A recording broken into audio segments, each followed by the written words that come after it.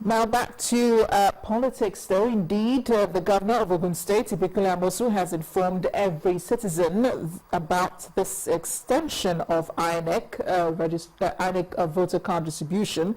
And he's asking everyone who registered to pursue it and collect their permanent voter cards. The governor then made a state broadcast today to remind everyone of the need to follow the process through. INEC has acceded to our request.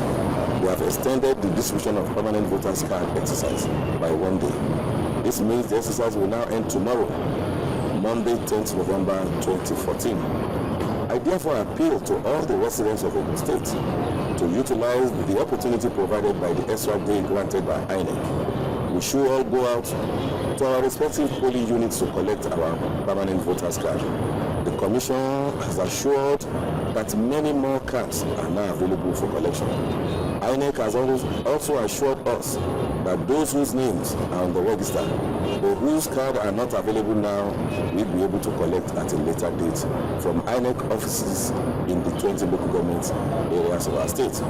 For those whose names are not on the displays of the voters register and those who could not register on the last registration exercise, INEC has assured that the continuous voters registration exercise (CVR) will take place between Wednesday 12th November and Monday 17th November 2014. And this will provide opportunity for them to register and obtain their voters card before the election. Oyo State's Governor Ibekele Amosu encouraging citizens to follow through the process of picking up their permanent voter cards from the various INEC centers. 2 days after two separate suits challenging the emergence of Alhaji Adamu Muazu as the national chairman of the People's Democratic Party were withdrawn at a federal high court in Abuja, another member of the party, Aliyu Garba Gubrin, has again filed a fresh suit at the court seeking the removal of Alhaji Muazu as the chairman of the ruling party. Gubrin, through his lawyer, Lilian Ojima, is contending that Muazu cannot preside over the affairs of the party because his emergence as the chairman did not follow due process. The waves of litigation against the PDP chairman are coming as the party prepares for its national convention scheduled for December 6th. The president, Dr. Goodluck Jonathan, is expected to emerge as the presidential candidate of the party during that convention. Mr. Gubrin is also asking the court for an order setting aside the resignation of Alhaji Tukur as the chairman of the PDP and an order stopping INEC from recognizing Alhaji Muazu as the party chairman. Last week, the two members of the party, Isnoye Louis Ndubisi and Emmanuel Onu, filed a suit asking the court to sack the PDP national chairman on similar grounds, but withdrew it in the interest of the party. And we'll continue with our monitoring of the distribution of permanent voter cards across the country, especially in the 9 states where it's currently being conducted by INEC. The exercise appears to be picking up gradually following the first 2 days of sluggish takeoff. However, anxious voters are becoming more agitated as more is expected from INEC over the process. Our correspondent, Shehu Okimale, brings our situation reports from Imo, Ogun, and Lagos states. Sunday afternoon in Lagos, residents battle to get their voter cards, which will qualify them to vote, but it is not going as expected as the residents share their frustrations. It has been easy, there is no problem. But actually there are some crises with some other people that they come, some will see their card, they won't see their name. So some, they mislead, maybe some are in 041 unit, you see it in 035. So we have to transfer it, all sorts of things. The process is not easy. It's not easy to collect. They say that either today or tomorrow. They're supposed to give all 2 weeks because people since morning when they suffer for this thing. Now I can't see my name. Several days of visitation by the people to the registration point without much result, but INEC seems to have agreed that expansion is inevitable.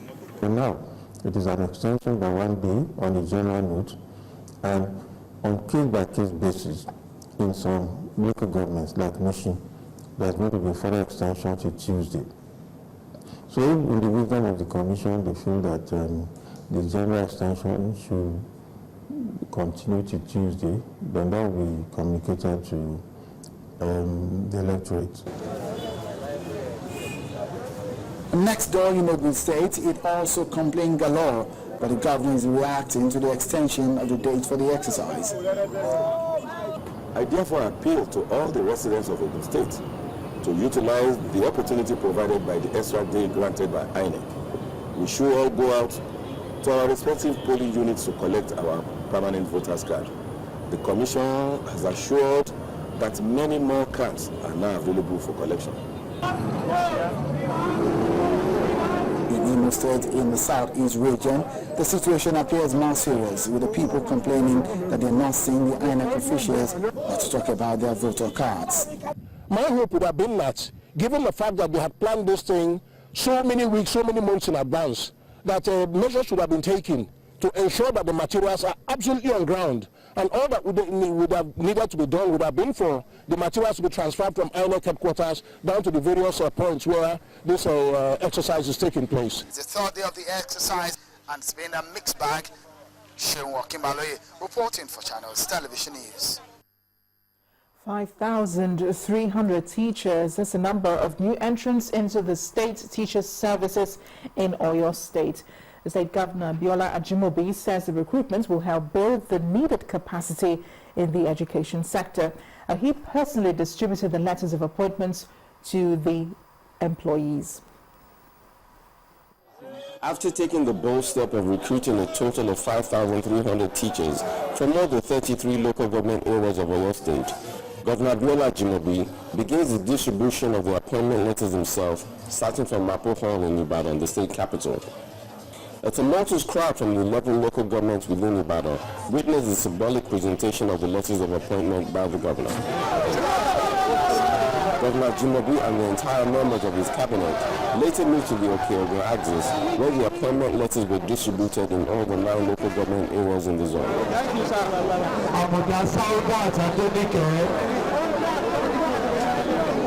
Addressing various communities as the delegation moved along, Governor Ajimobi disclosed that his decision was based on the need to stop mass exodus of teachers from rural areas to the state capital and to ensure that those appointed to teach in rural areas do their jobs effectively.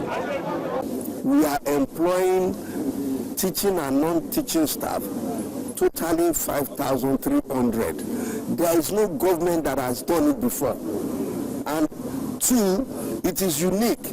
Unlike in the past, previous governments, some that did it recently, only employed majority from Ibadan. And they started posting them to people. Are you saying there are no teachers in Okugu? One of the newly recruited teachers spoke on the appointment. It's been something I've been longing to have. Me having government appointment is a very good thing for me, because you know what it means when it comes to joblessness. So now that I've got this, I think I'm so glad. During the tour, he also paid an unscheduled visit to the ongoing road projects across the state, to which the governor says will in no small measure improve commerce and agriculture in the areas. In order to bring more business activities to Shaki, we must have a good road network. The week-long tour was all-inclusive, as new defectors were also welcomed into the party in some of the local government areas visited. The governor also disclosed that the exercise will be replicated in the Ogbomoso and Oyo zones of the state in the coming weeks. Oluwa Shenibara, Channel Television News. South Africans are eagerly awaiting news as to when the bodies of their family members who died in the synagogue building collapse will be repatriated for burial. South Africa's Special Envoy to Nigeria, Mr. Jeff Radabe, arrived in the country today to expedite action on the process. He says he hopes to get answers from the federal and Lagos state governments on the matter. Our correspondent Betty Dibia visited one of the affected families, the Mashweles, whose mother, Maureen Mashwele, is believed to be among the dead. I don't know what Tandu Koro lost his 40-year-old sister, Vatiswa. So did Paul Mashwele, in his case, his mother, Maureen Mashwele, 58. 2 months later, it's yet to sink in. They can't move on because they're yet to see their bodies. We We visited Mpo at his Middleburg family home in Mpumalanga province, where the family still struggles with the news.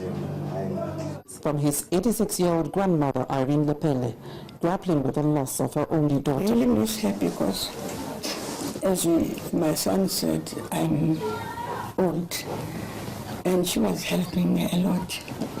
But there's nothing I can do now. I'm just hurt. I'm just wondering why it happened.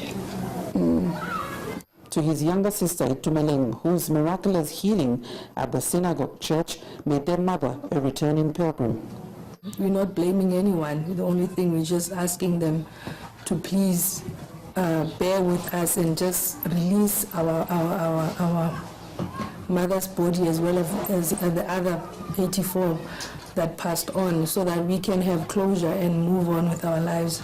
We've been waiting for so long. It's almost 2 months now. It's been bad. It's frustrating. It's straining. An influential educationist in South Africa's Mpumalanga province, Maureen Mahlole is said to have been the pillar of the family, beyond her 3 children and 7 grandchildren. It's really painful. It was a surprise. It was a shock. It was painful, you know. The wait for bodies has been painful, they say, but they are hopeful for answers regarding the delay as the country's special envoy visits Nigeria this week. DNA matching is still ongoing at a laboratory in Stellenbosch here in South Africa. That process is exclusively within the jurisdiction of the Nigerian authorities. So we depend on the information that we get from the Nigerian authorities as to how far they would have gone in this direction. Culturally, South African families prefer to bury their dead within a week or 2 in situations where they can help it. But obviously, it is not the case in this one, with the DNA process still ongoing. But for affected families like the Mahuelas who live here in Mpumalanga, it is a very painful wait to get closure. From Middleburg in Mpumalanga province in South Africa, Betty Dibia, Channels Television. Well, the news at 10 returns. Security operatives arrest 5 vandals. Alarming loss of huge revenue to oil theft. Please join us again.